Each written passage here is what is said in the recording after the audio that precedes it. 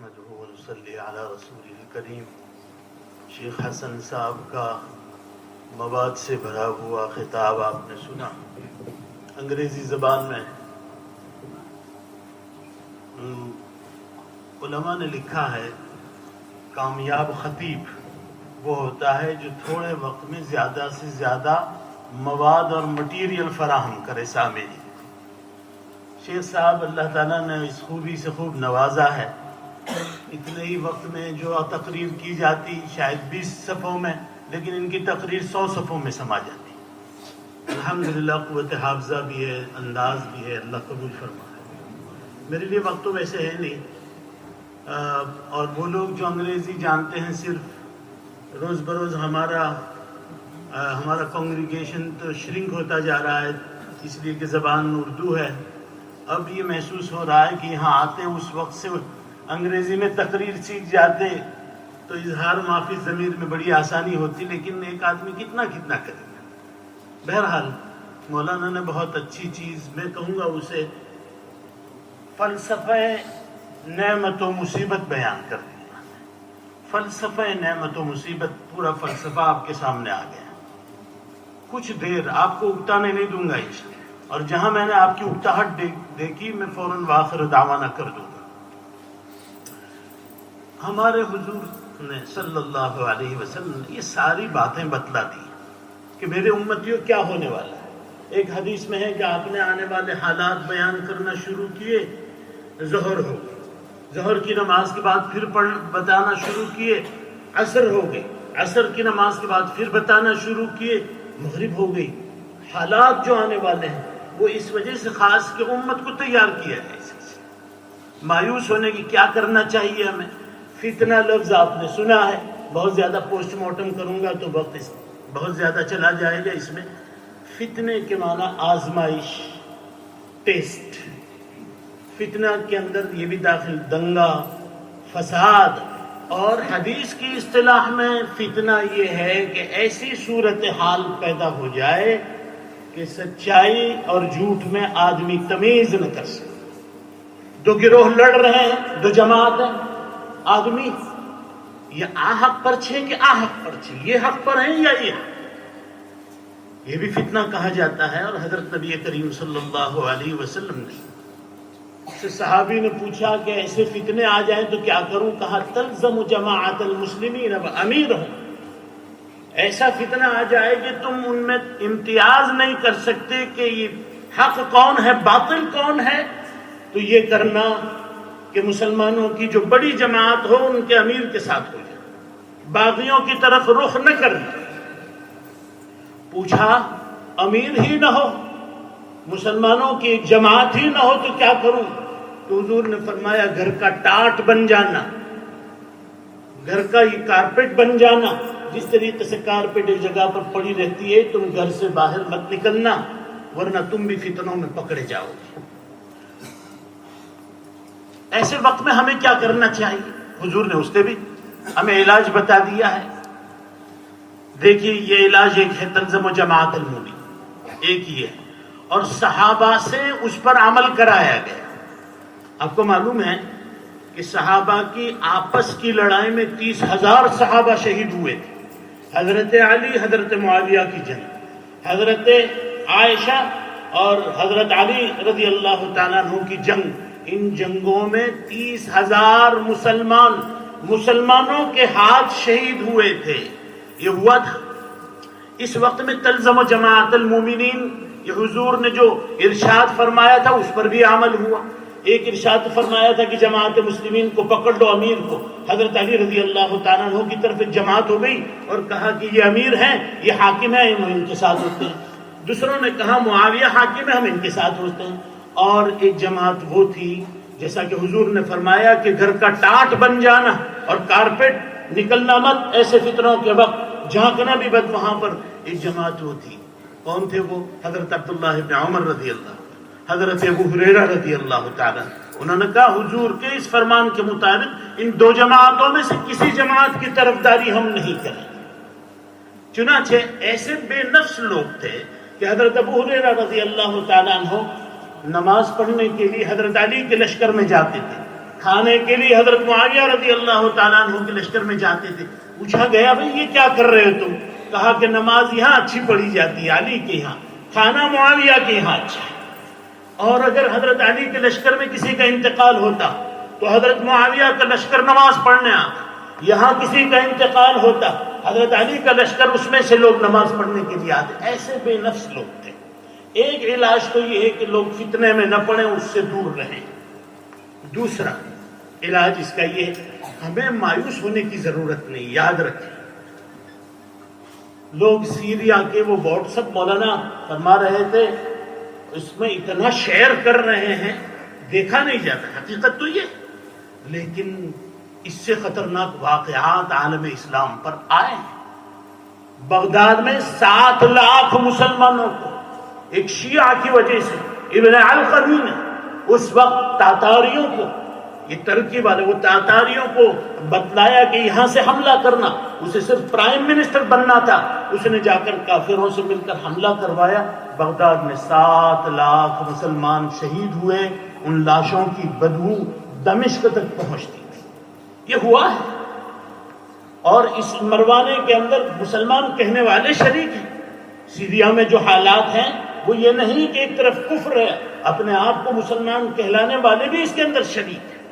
تو ایسے حالات آئے تو اس سے گھبرانا چاہیے. گھبرانے کی کوئی بات ہی نہیں. ارے دیکھیں ایسے زمانے میں جب ہم اتنے بگڑ گئے ہیں اس کے باوجود فاسٹسٹ گروئنگ ریلیجن از اسلام. دشمن کہہ رہا ہے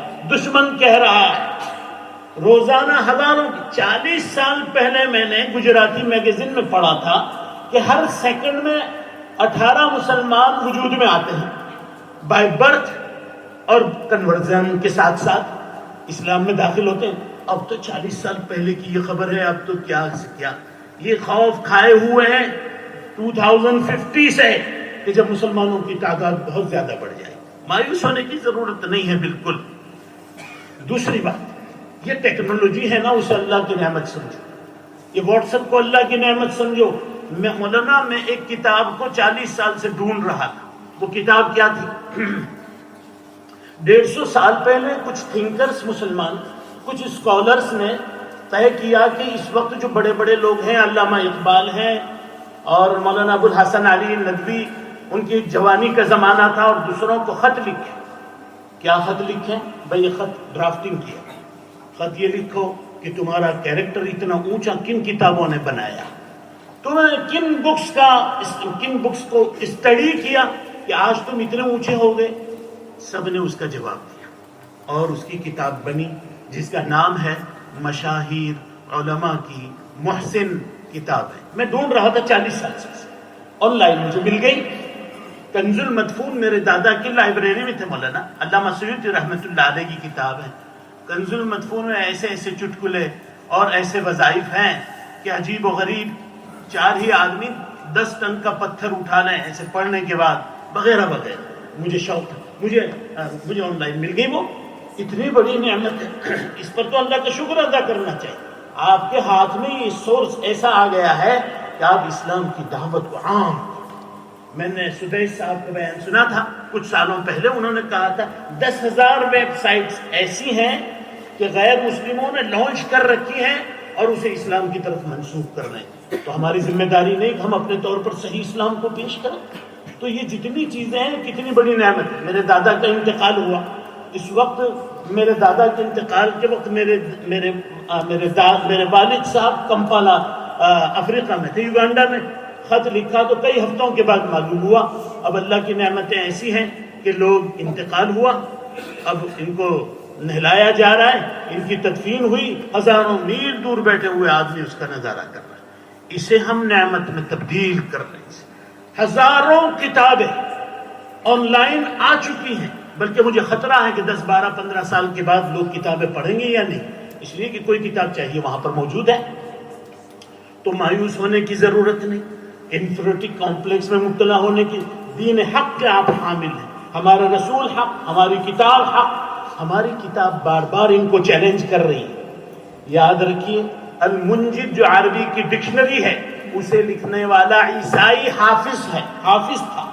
المنجد عربی کی ڈکشنری کو لکھنے والا، مرتب کرنے والا عیسائی تھا، حافظ تھا. اس کے علاوہ ان کے پروفیسروں کے سامنے، ان کے سامنے ہمارا چیلنج موجود ہے کہ بھئی ایک صورت بنا کے لاؤ، لیکن کسی نے طاقت نہیں. آپ کی کتاب حق، آپ کا دین حق، آپ کا رسول حق، پھر دبنے کی کیا بات ہے؟ حالات آتے رہیں، آتے ہوں گے. مولانا نے لقد خلقنا الانسان فی کبد، میں 5 منٹ میں بات ختم کروں گا اس لیے آپ اکتائیں. لقد خلقنا الانسان فی کبد، اللہ کی ایک سنت کو مولانا نے آپ کے سامنے نقل کیا. اللہ کی بہت ساری سنتیں، کونی سنت بھی ہے، اوپر چیز ڈالیے نیچے آتی ہے، یہ اللہ کی سنت ہے. ناک یہاں پر ہے، پیچھے نہیں ہے، پوری دنیا کے انسانوں کی یہ اللہ کی سنت ہے. اللہ کی سنت مسلمانوں کے متعلق، اللہ کی سنت کافروں کے متعلق ہے، اللہ کی سنت انسانوں کے متعلق ہے. تو اللہ کی سنت کو انہوں نے کوٹ کیا. لقد خلقنا الانسان فی کبد، ہم نے انسان کو تکلیف میں پیدا کیا ہے. ماں کی پیٹ سے نکل کر آدمی سوچتے ہیں مجھے کھانا مل جائے، بھوک لگی، وہ بھی تکلیف. بلکہ علماء نے لکھا ہے کوئی آدمی اپنی شہوت اپنی بیوی سے پوری کر رہا ہے، وہ لذت نہیں ہے بلکہ وہ ایک تکلیف ہے، اسے دور کر رہا ہے. حقیقی لذت تو جنت میں ملے گی. بہرحال تکلیف تو آئے گی، اور آئی. میں نے ابھی آپ سے عرض کیا کہ بغداد ابن اسیر نے اس واقعے کو لکھتے ہوئے لکھا ہے کہ میں اس واقعے کو لکھنے کی مجھ میں ہمت نہیں کہ 7 لاکھ مسلمان ایک شہر میں قتل کر دیے گئے، مجھ میں ہمت نہیں. تا ایدم کہا کہ تا از آدم تا ایدم، آدم سے لے کر اس وقت تک ایسا مسلمانوں پر کبھی واقعہ گزرا نہیں ہے. یہ علامہ ابن اسیر نے لکھا ہے. تو یہ چیزیں تو ہونے والی. ہاں، ایمان کی پختگی یہ ضروری ہے، اور خاص طور پر 2 طاقتیں جو ہمارے ساتھ ساتھ ہیں ان فتنوں کی طرف ہمیں لے جانے والی. وہ ایک تو ہے نفس اور دوسرا ہے شیطان. ان سے بچنے کی ضرورت ہے.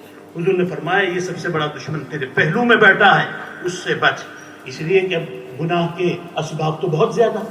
میں جب چھوٹا تھا تو کہیں کہیں بورڈ نظر آتا تھا فلموں کے، کہیں کہیں. اب تو کیا ہے ہر جگہ پر، اور لوگ ایسی ایسی چیزوں کو شیئر کر رہے ہیں. بچو، آنکھوں کو بچاؤ، آنکھوں کو بچاؤ، گناہوں سے بچو، اچھی چیزوں میں شیئر کرو، اچھی چیزیں دوسروں کی طرف منتقل کرو. ابھی حافظ عادل کہہ رہے تھے، اب اس حضور نے فرمایا کہ ایک آیت جو تم جانتے ہو اسے دوسرے تک پہنچا دو. اب تفسیر کی لنک اگر آپ کے پاس ہے اور آپ کسی کو پہنچائیں گے 1 منٹ بھی نہیں لگے گا، اور آپ نے تفسیر کو تلاوت بھی پہنچائی، آپ نے ترجمہ بھی پہنچایا، آپ نے کامنٹری بھی پہنچائی، اسے کتنا ثواب ملے گا. ایسی چیزوں کے اندر حصہ لینا چاہیے. حافظ عادل صاحب ایک چیز بھول گئے تھے جو میں پھر ریکارڈ درست کرنے کے لیے ذرا عرض کر دوں. وہ یہ ہے کہ یہ تفسیر میں لکھتا رہا 25-30 سال سے، لیکن ظاہر بات ہے یہ ٹیم ورک تھا، لیکن اللہ نے ہم سے کام لیا. پورا قرآن تو نہیں ہوا، لیکن خاص صورتیں جن سے عوام کو، خواص کو سب کو پالا پڑتا ہے، وہ الحمدللہ مرتب ہوئی. کیسٹ کا زمانہ تھا وہ گزر گیا، سیڈیز کا زمانہ تقریباً ختم ہونے کو ہے. آن لائن ساری چیزیں ہیں الحمدللہ، وہ لنک ساری آ گئی ہیں. وہ عورتیں جو گھروں کے اندر ہیں، وہ لوگ جو مرگ یعنی بستر مرگ پر ہیں، ان لوگوں کے لیے یہ بڑی بہترین چیز ہے. اب یہ تفسیر چھپ جانے والی بھی ہے، اس پر کام کر رہے ہیں علماء الحمدللہ. یہ تو مزید اس وجہ سے میں نے عرض کیا تاکہ آپ اس سے استفادہ کریں. مجھے بڑی خوشی ہوتی ہے، ظاہر بات ہے اپنی کوئی چیز سے لوگ استفادہ کریں. مولانا ایوب صاحب ہمارے ہیں، مجلس دعوت الحق کے ہمارے دوست ہیں. مولانا 10 سال 15 سال پہلے وہ گئے دبئی ایئرپورٹ پر بیٹھے. کوئی شخص آیا، اس نے کہا کہاں کے لیسٹر؟ کہا کہ تاراپوری کو جان. کہتے ہیں میں وہ کروز وہ لے کر آتا ہوں، ٹینکر لے کر آتا ہوں پیٹرول سے بھرا ہوا. ہم ان کی تفسیر سنتے ہیں تو مجھے بڑی خوشی ہوئی. الحمدللہ لوگ فائدہ جب اٹھائیں تو ہمیں جانتے ہو نہ جانتے. میں نے علماء سے پوچھا میں چاہتا ہوں میرا نام نہ ہو. کہا کہ پھر کیسے معلوم ہوگا کہ کسی عالم حق کا یہ ہے اور لوگ کیسے فائدہ اٹھائیں گے؟ اس وجہ سے، ورنہ میں یہ نہیں چاہتا کہ اس کے ذریعے سے ہماری شہرت تو لوگ فائدہ اٹھائیں. جزاک اللہ. میں نے انہی باتوں پر اپنی بات